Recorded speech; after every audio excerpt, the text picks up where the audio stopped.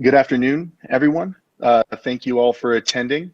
I'd like to take a moment to introduce myself. My name is Richard Franco. I'm the Director of Marketing and Communications for the Phoenix Union High School District, and want to thank you all for attending our virtual press conference this afternoon.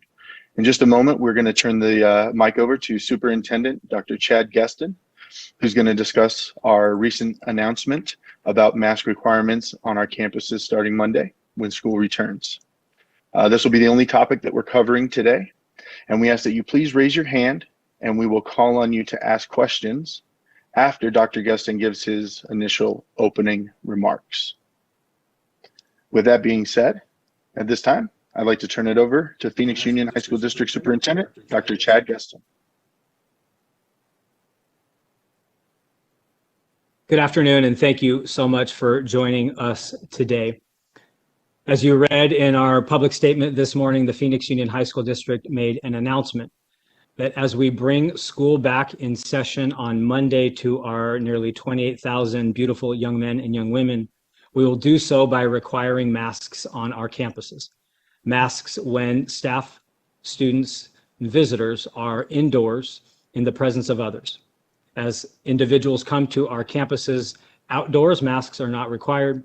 When indoors and alone, maybe a teacher during his or her prep period, a counselor making phone calls, masks are not required. But when indoors, in the presence of others, per guidelines, masks will be required for the safe return to in-person learning. And as you also read, we made this decision for several reasons. First, Phoenix Union has been very clear since the beginning of the COVID vaccine, since the COVID pandemic, that we will always prioritize the health, the safety, and the wellness of our community. Phoenix Union serves 28,000 students, 4,000 employees, and at the same time, the families, the spouses, the children, and the community within which they live. At the same time, Phoenix Union tracks the spread of COVID in our zip codes. We're a destination district. Our students and our staff come to us from over 100 zip codes. But in our boundaries, there are 32 zip codes. And surrounding our boundaries are another 5 zip codes.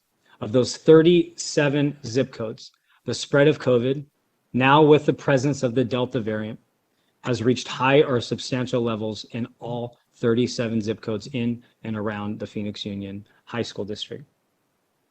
We also know that recently, federal, state, and local agencies, the CDC, the American Academy of Pediatrics, the Arizona Department of Health and Safety, as well as the Maricopa Department of Public Health, have all said that it is critical that masks are part of mitigation strategies to bring back safe in-person learning.